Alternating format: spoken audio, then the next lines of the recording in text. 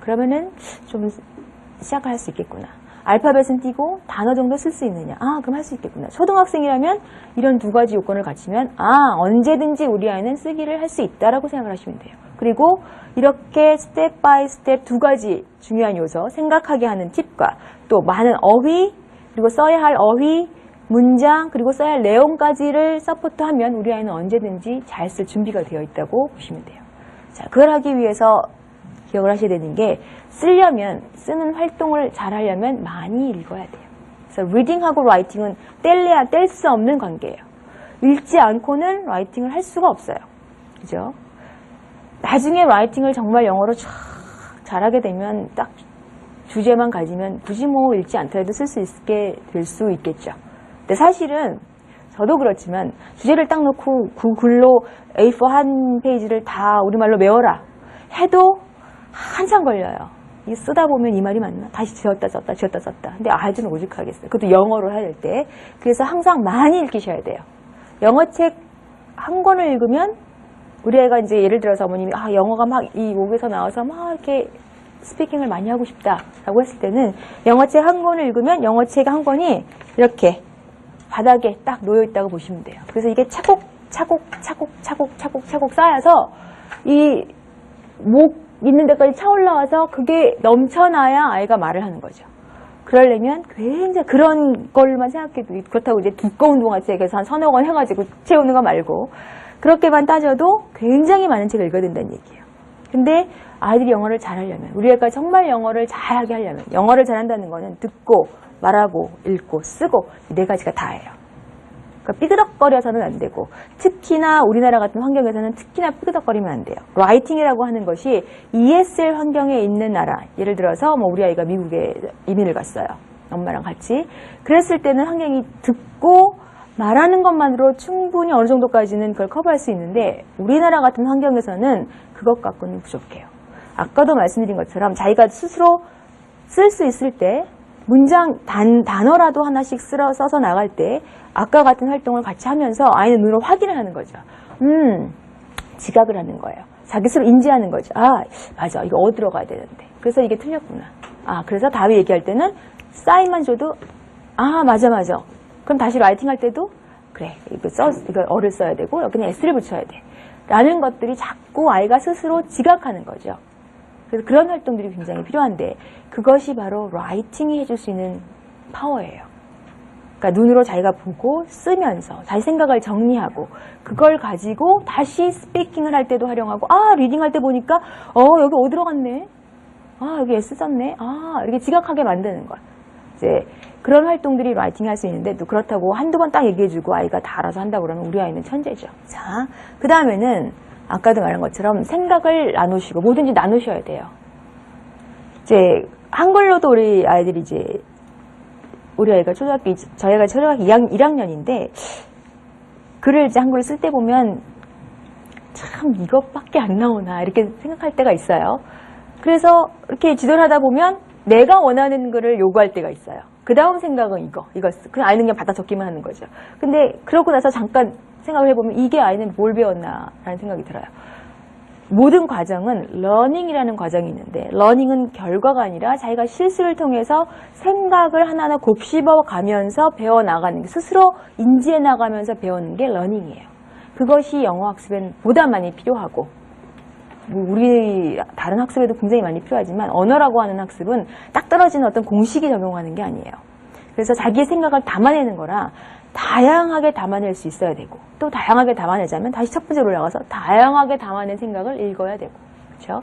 자, 그래서 아이에게 많은 것을 나누고 생각을 공유하고 내 생각을 강요하는 것이 아니고 그리고 아까도 말했지만 여기서 말씀드린 거는 팁을 주는 거. 잘 쓰게 만드는 거죠. 한번 써봐. 그리고 너가 단어 이것도 몰라 저것도 몰라 이렇게 점검하는 게 아니라 잘 쓰게 만들어 주시는 거. 그 다음에는 마음껏 표현하게 해주시는 거예요. 이런 기초적으로 아까 어떤 사람에 대해서 이렇게 두 가지 나눠보고 네가 다 이렇게 해봤으니까 네가 한번 원하는 사람을 그려봐. 엄마를 그려도 좋고 아빠를 그려도 좋아. 그리고 마음껏 표현하게 하는 거죠. 그러면서 엄마를 그려놓고 아이가 he has, he is 이렇게 썼어요. 그러면 아까 앞에 있는 사람은 남자여서 he였는데 이건 엄마니까 she란다? she? 라고 고쳐주는 거죠. 그러면서 아이가 스스로 마음껏 표현하고 그거를 자기가 실수한 거를 부끄럽지 않고 하나의 배움으로 이해할 수 있는 과정. 그런 것들을 만들어주시는 게 굉장히 중요해요. 그리고 또 하나는 꼭 기억해 두셔야 되는 게 라이팅을 잘 하려면 많이 읽어야 되죠. 또 많이 읽기도 도움이 되는 게 우리가 읽기를 위해서 파닉스를 해요. 근데 라이팅을 하시려면 사이트 월드라는 게 필요해요. 자, 사이트 월드는요.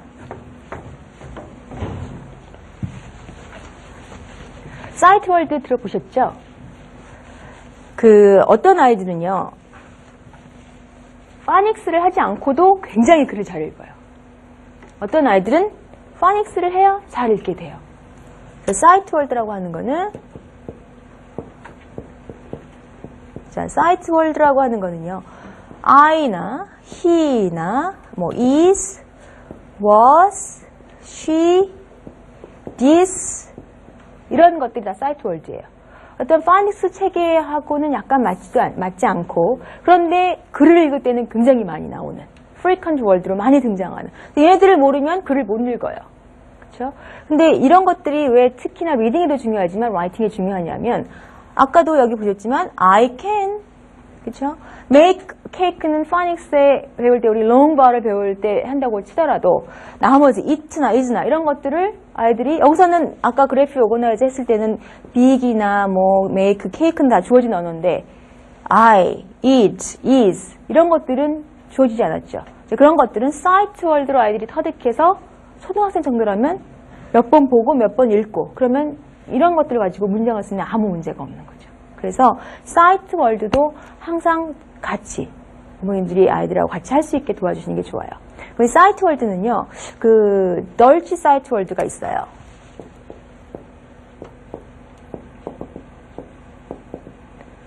요새는 꽤 세상이 좋은 세상이라요. 인터넷에서 검색을 하시면 되죠. 저는 주로 야후.com에 들어가서 그 검색창에 dolce 아니면 그냥 사이트 월드, 돌치라고 안 써도 돼요. 사이트 월드만 쓰면 쫙 나오는데 얼마나 고마운 세상인지 딱 자료로 나는 프린트만 하면 돼요. 한 장에 내 아이에 맞게. 유하면 한 장에 한 8단어 되어 있는 것도 있고 좀 초등학교로 넘어가면 한 장에 100단어가 들어있는 게 있어요. 그래서 first 100, second 100, third 100 이런 식으로 되어 있는 게 있죠. 그런 거 뽑아서 그냥 읽는 거예요. 읽고 중요하다 싶은 단어들은 또 이렇게 한 번씩 써보게 하고 그러면 아이들이 읽고 말하고 그런 것들이 또 쓰기에 연관될 때 별 어려움이 없게 되는 거죠.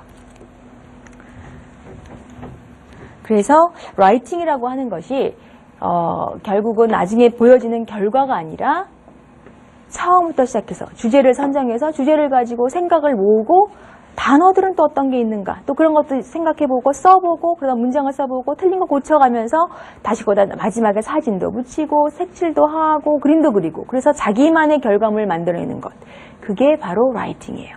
그러니까 결과보다는 과정 하나하나 들어가는 과정을 훨씬 더 아이들이 중요시 여길 수 있게 도와주셔야 되는 거죠.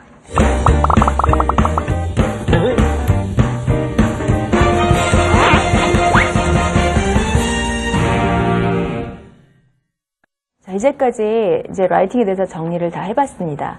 되게 처음보다는 좀 더 라이팅이 어떤 거다라는 거 이해를 많이 하셨죠? 네. 그러면 질문 있으시면 질문하세요.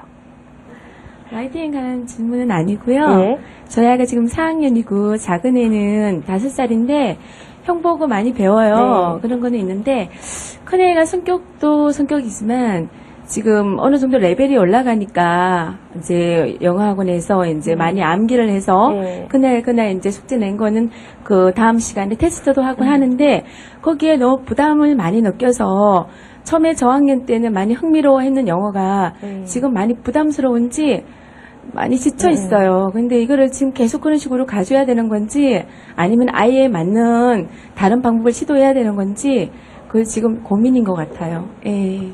그러니까 보통 아이들이 한 3학년, 4학년 되면 단어를 많이 얘기하죠. 그러니까 그 단어라고 하는 건 꽤 중요한 거기 때문에 그 아이들이 단어를 많이 알아야 그러니까 처음에는 사실은 단어를 모르고 그냥 어떻게 쓰는지 모르고 스펠링 몰라도 말하고 하면 되는데 학년이 올라가고 자기의 영어 실력이 늘어나면서 라이팅이라고 하는 문제도 겹치기 때문에 단어를 많이 알아야 돼요. 근데 문제는 사실은 저희 때 같은 경우는 이제 중학교 올라가서, 제 경우는 중학교 올라가서 한 달 동안 알파벳 배우고 그다음부터 책을 읽은 세대예요. 근데 그때는 고맙게도 그 참고서에 한글 발음이 그 영어식 발음이 한글로 돼 있어서 아마 잘 테이프도 없이 잘 읽었던 것 같은데, 이 단어라고 하는 것을 그때 우리가 굉장히 많이 외웠잖아요. 근데 그때는 사실 우리가 할 수 있는 나이였어요. 뭐 그걸 즐기면서 외웠다는 생각은 안 하고, 막 빼곡히 외워야 되는 것이 공부하는 방법이었으니까, 그게 유일한 방법이었으니까 그렇게 했는데, 사실은 아이들이 그 단어를 외운다고 하는 활동 자체는 초등학교로 내려갔을 때는 사실은 의미가 별로 많이 부여되지는 못해요. 그러니까 아이들이 사실은 그 영어권 나라 아이들도 단어를 외우게 하진 않아요. 거꾸로 보면은 우리나라 아이들한테 우리 한글 단어 외우라고는 안 하거든요. 소리를 가지고 그 단어를 외우는 걸 힘들어 할 때는, 그렇다고 해서 이제 또 그래 그럼 그만두자, 단어 외우는 거 별로 의미 없단다, 그만두자 이러면 내년 이쯤 되면 이제까지 외웠던 단어가 싹 생각이 안 나요. 그러면 이제까지 했던 활동이 너무나 아이한테는 괴로운 활동으로밖에 남은 거 없고 결과물이 없으니까 그 양을 조금 줄여주는 건 좋아요. 그러니까 학원이나 어떤 학교나 어떤 기관에서 단어를 외워야 하기 때문에 외울 수 있는 건 좋으나, 아이가 그걸 너무 힘들어하고 한다면 부모님 선에서 그거를 그래 여기까지는 뭐 20개를 외워라 하면 10개 정도만 해봐라. 그러면 그렇게 해서 줄여주시는 게 바람직한데, 하지마. 이거는 아이한테 이제까지 했던 활동에서 그 활동 자체도 의미를 삭제해버리는 거라 별로 도움은 안 되는 활동이고요. 단어를 외울 때는요, 단어 자체를 외게 하는 것이 아니라 스펠링을 외게 하면 안 돼요.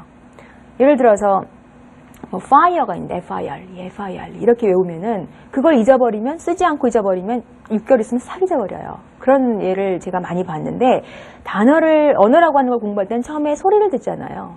그래서 알파벳을 할 때 알파벳 각 음가를 배우는 이유는 알파벳의 음가를 배우는 시간이 있기 때문에 배우는 게 아니고, 그것이 단어를 만들어낼 때, 단어라고 하는 건 결국 소리의 조합인데 그 소리의 조합을 자기가 잘 이해할 수 있게 만드는 체계예요. 그래서 예를 들어서 fire라고 써야 되는데 아이들은 또 성질이 좀 급하죠. 엄마 fire 어떻게 써? fire 스펠링이 어떻게 되지? 그럴 때 F-I-R-E 이렇게 가르쳐 주시는 것보다 you know that, 너 알잖아. 자, 생각해봐. 소리를 생각해봐. fire. 첫 글자 뭐야? 첫 소리가 뭐지? 그럼 소리를 내는 알파벳은 뭐가 있지? 아이에게는 처음에 이 활동이 굉장히 뭐라 그럴까요? 좀 짜증이 나게 하는 활동일 수 있어요. 빠른 걸 요구하는데 엄마는 계속 생각하게 하거든요. 그러면 F, good, fire. 그러면 이런 과정을 통해서 자기가 그 단어를 외운 아이라면, 알았어, fire. 그 다음에 I, fire. 모음 중에 이 소리 나는 게 뭐가 있지? 그럼 내가 써. 알았어. 금방 쓰게 돼요. 그래서 뭐든지 소리를 배우는 것부터 탄탄히 해서 그 소리를 가지고 아이가 쓰게 해주시면 돼요. 그러면 오늘 이제까지 라이팅이란 무엇이며, 또 언제 어떻게 우리 아이가 라이팅을 시작하면 좋은 건지, 그리고 또 라이팅을 할 때 어떤 것들이 중요한 요소인지를 알아봤습니다. 좀 이해 가셨죠? 네. 그러니까 이런 것들을 잘 기억하셔서 라이팅의 전문가가 돼서 라이팅을 가르치신다는 의미보다는, 이게 영어 글쓰기란 이런 거구나를 어머님들이 이해하시면 아이들이 뭐 학원에서나 학교에서나 스스로 라이팅을 했을 때 지도하시는 좋은 지침이 되실 거예요. 일단 거기에서부터 시작을 하신다는 가벼운 마음으로 이제 그렇게 오늘 제가 말씀드렸던 부분들을 기억하시면 좋을 것 같고, 이제 다음 강의에는 연령별로, 그래서 취학전 아이들은 어떤 라이팅을 할 수 있고, 또 어떤 것들이 중요한 포인트며, 또 이제 초등학교 올라가서 저학년, 고학년, 그리고 아까 제가 처음에 언급드렸던 프로세스 라이팅이라는 건 또 어떤 건지, 그런 것들에 대해서 다음 시간에 좀 더 구체적으로 알아보는 시간을 갖도록 하겠습니다. 그럼 오늘 강의는 여기서 마치도록 하겠습니다. 감사합니다.